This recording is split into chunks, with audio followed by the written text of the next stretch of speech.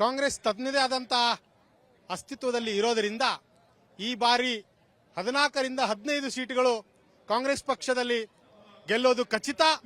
ಈಗಾಗಲೇ ಇವತ್ತು ರಾಹುಲ್ ಗಾಂಧಿ ಅವರು ಮಂಡ್ಯ ಮತ್ತು ಕೋಲಾರ ಜಿಲ್ಲೆಯನ್ನ ಪ್ರವೇಶಿಸಿರುವುದರಿಂದ ಈ ರಾಜ್ಯದ ಜನತೆ ಕಾಂಗ್ರೆಸ್ ಪಕ್ಷದ 5 ಗ್ಯಾರಂಟಿಗಳ ಜೊತೆಗೆ ಸಿದ್ದರಾಮಯ್ಯನವರು ನೀಡಿದಂತಹ ಗ್ಯಾರಂಟಿಗಳು, ಉಪಮುಖ್ಯಮಂತ್ರಿ ಆದಂತಹ ಡಿ.ಕೆ. ಶಿವಕುಮಾರ್ ಅವರ ಚತುರತೆ ಆಧಾರದ ಮೇಲೆ ಈ ರಾಜ್ಯದಲ್ಲಿ 100ಕ್ಕೆ 100ರಷ್ಟು ಕಾಂಗ್ರೆಸ್ ಪಕ್ಷದ ಪರವಾದ ಅಲೆ ಇರೋದರಿಂದ ಈ ರಾಜ್ಯದಲ್ಲಿ 15ರಿಂದ 16 ಸೀಟುಗಳು ಬರುವುದು ಖಚಿತ ಎನ್ನುವುದನ್ನ ನಾನು ಇವತ್ತು ಸ್ಪಷ್ಟಪಡಿಸ್ತೇನೆ.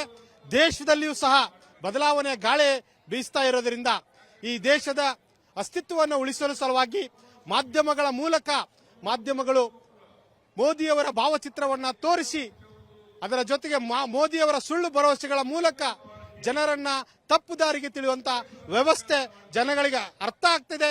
ಈ ದೇಶದ ಜನ ದಡ್ರಲ್ಲ, ಸುಳ್ಳುಗಳ ಮೂಲಕ ಈ ದೇಶವನ್ನ ಕೊಳ್ಳೆ ಹಿಡಿಯುತ್ತಿರುವಂತಹ ಮೋದಿ ಅವರಿಗೆ ಈ ಸಾರಿ ಈ ಲೋಕಸಭಾ ಚುನಾವಣೆಯಲ್ಲಿ 100ಕ್ಕೆ 100ರಷ್ಟು ತಕ್ಕ ಪಾಠವನ್ನ ಕಲಿಸ್ತಾರೆ ಅನ್ನೋದನ್ನ ನಾನು ವ್ಯಕ್ತಪಡಿಸ್ತೇನೆ. ಮಹಾಂತೇಶ್ ಲಕ್ಷ್ಮಣ ಹಟ್ಟಿ, ಕೆಪಿಸಿಸಿ ವಕ್ತಾರರು. ಕೋಲಾರದಲ್ಲಿಯೂ ಸಹ ಚುನಾವಣೆ ಬಹಳ ಹುರುಪಿನಿಂದ ಪ್ರಾರಂಭವಾಗಿದೆ. ಈ ಕೋಲಾರದಲ್ಲಿ ಅಭ್ಯರ್ಥಿಯಾದಂತಹ ಗೌತಮ್ ಅವರು ಬಹಳ ಅತ್ಯುತ್ತಮ ವ್ಯಕ್ತಿ, ಸಾಮಾನ್ಯ ಕುಟುಂಬದಲ್ಲಿ ಬಂದಂತಹ ಒಬ್ಬ ವ್ಯಕ್ತಿಗೆ ನಮ್ಮ ಪಕ್ಷ ಟಿಕೆಟ್ ಅನ್ನು ನೀಡಿದೆ. ಅದರ ಜೊತೆಗೆ ಪ್ರಚಲಿತ ವ್ಯಕ್ತಿತ್ವವನ್ನು ಹೊಂದಿದಂತಹ ಗೌತಮ್ ಅವರು ಈ ಸಾರಿ 100ಕ್ಕೆ 100ರಷ್ಟು ಈ ಕ್ಷೇತ್ರದಿಂದ ಲೋಕಸಭೆ ಸದಸ್ಯರಾಗುವುದರಲ್ಲಿ ಯಾವುದೇ ಸಂದೇಶವಿಲ್ಲ. ಈ ಜನರು ಸಹ ಬದಲಾವಣೆಯನ್ನ ಬಯಸಿದ್ದಾರೆ ಅನ್ನೋದನ್ನ ನಾನು ಇವತ್ತು ಸ್ಪಷ್ಟಪಡಿಸ್ತೇನೆ. ನಮ್ಮ ಹೆಸರು ಫುರ್ಖಾನ್ ಅಲಿ ಖಾನ್ ಅಂತ.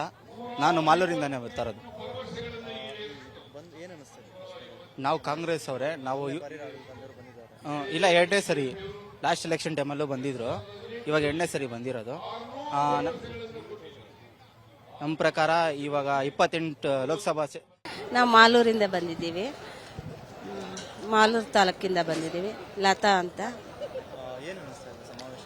ತುಂಬಾ ಚೆನ್ನಾಗಿದೆ. ಕಾಂಗ್ರೆಸ್ ಪಕ್ಷದಿಂದ ತುಂಬಾ ಅನುಕೂಲ ಆಗಿದೆ ಎಲ್ಲರಿಗೂ, ಬಡವರು ಎಲ್ಲರಿಗೂ ತುಂಬಾ ಖುಷಿಯಾಗಿದೆ. ರೀಚ್ ಆಗಿದೆ, ಎಲ್ಲರಿಗೂ ರೀಚ್ ಆಗ್ತಾ ಇದೆ.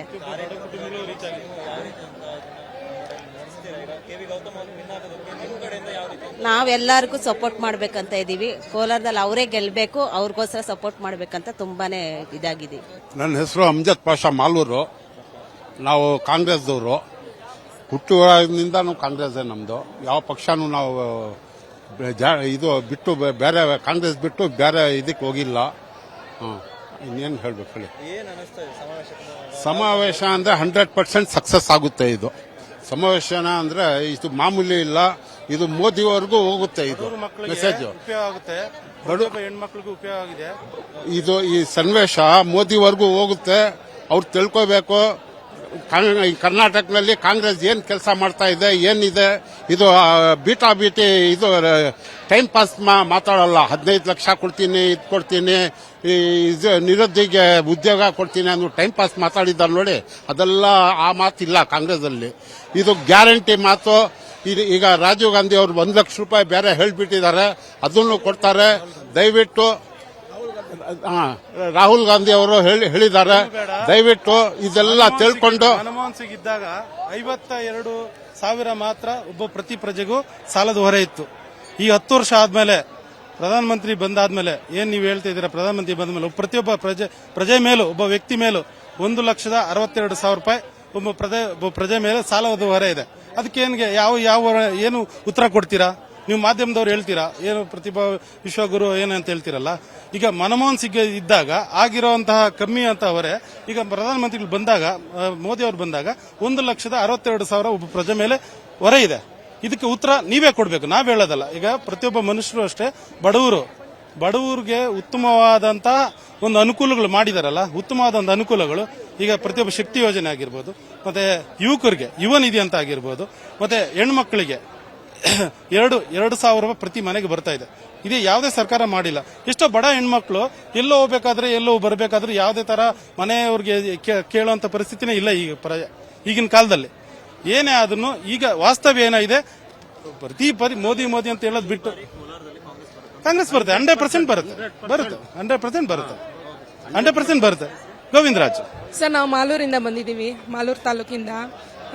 ಈ ಒಂದು ನನ್ನ ಹೆಸರು ಮಾಲಾ ಅಂತ. ತುಂಬಾ ಖುಷಿ ಆಗ್ತಿದೆ ಈ ಜನ ಸಂದಣಿನೆಲ್ಲ ನೋಡಿ. ಮಾಲೂರಲ್ಲಿ ನಮ್ಮ ಶಾಸಕರಾದ ನಂಜೇಗೌಡರು ಸರ್ ತುಂಬಾ ಒಳ್ಳೆ ಅಭಿವೃದ್ಧಿ ಕಾರ್ಯಕ್ರಮಗಳನ್ನ ಮಾಡ್ತಾ ಇರೋದ್ರಿಂದ ಈ ಜನಗಳ ಸಮೂಹ ನೋಡಿದ್ರೇನೆ ನಿಮ್ಗೆ ಗೊತ್ತಾಗ್ತಾ ಇರಬೇಕು. ಅವ್ರು ಒಳ್ಳೆ ಒಳ್ಳೆ ಕಾರ್ಯಗಳು ಮಾಡ್ತಾ ಇದ್ದಾರೆ. ಮತ್ತೆ ಕಾಂಗ್ರೆಸ್ನ ಸುಮಾರು ವರ್ಷಗಳು ಕಾಂಗ್ರೆಸ್ಸೇ ಇರಲಿಲ್ಲ ಮಾಲೂರಲ್ಲಿ, ಅಂಥದ್ದು ಈಗ ಕಾಂಗ್ರೆಸ್ ಅಧಿಕಾರಕ್ಕೆ ಬಂದಿದೆ. ಎಲ್ಲ ವಾರ್ಡುಗಳಲ್ಲೂ ಕಾಂಗ್ರೆಸ್ ಗೆದ್ದಿದೆ. ಇವೆಲ್ಲ ನೋಡ್ತಾ ಇದ್ರೆ ತುಂಬಾ ಖುಷಿ ಆಗುತ್ತೆ. ಹೌದು ಸರ್, ಖಂಡಿತ. ಸುಮಾರು ಜನಕ್ಕೆ ಇವತ್ತು 5 ಯೋಜನೆಗಳಿಂದ, ಈ ಗ್ಯಾರಂಟಿ ಯೋಜನೆಗಳಿಂದ ಸುಮಾರು ಜನ ಹೆಣ್ಮಕ್ಳಿಗೆ ದಾರಿದೀಪ ಆಗಿದೆ. ಎಷ್ಟೋ ಜನ ಬಡ ಕುಟುಂಬಗಳು ನೆಮ್ಮದಿಯಿಂದ ಜೀವನ ನಡೆಸೋದಕ್ಕೆ ಧನಲಕ್ಷ್ಮಿ ಮತ್ತೆ ಗೃಹ ಜ್ಯೋತಿ, ಮಹಾಲಕ್ಷ್ಮಿ ಯೋಜನೆ, ಶಕ್ತಿ ಯೋಜನೆ ಇವೆಲ್ಲ ಸುಮಾರು ರೀತಿ ಸಹಾಯ ಮಾಡಿದೆ. 100% ತಲುಪಿದೆ ಸರ್.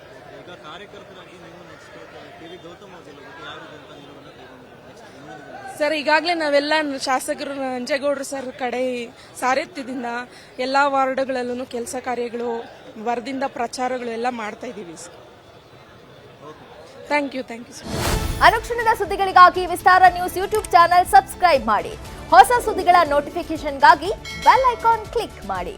ಲೇಟೆಸ್ಟ್ ಅಪ್ಡೇಟ್ಸ್ಗಾಗಿ www.vistaranews.com ವೆಬ್ಸೈಟ್ಗೆ ವಿಸಿಟ್ ಮಾಡಿ. ಅಂಗೈಯಲ್ಲೇ ಜಗತ್ತಿನ ಸುದ್ದಿ ತಿಳಿಯಲು Vistara news Kannada app download ಮಾಡಿ.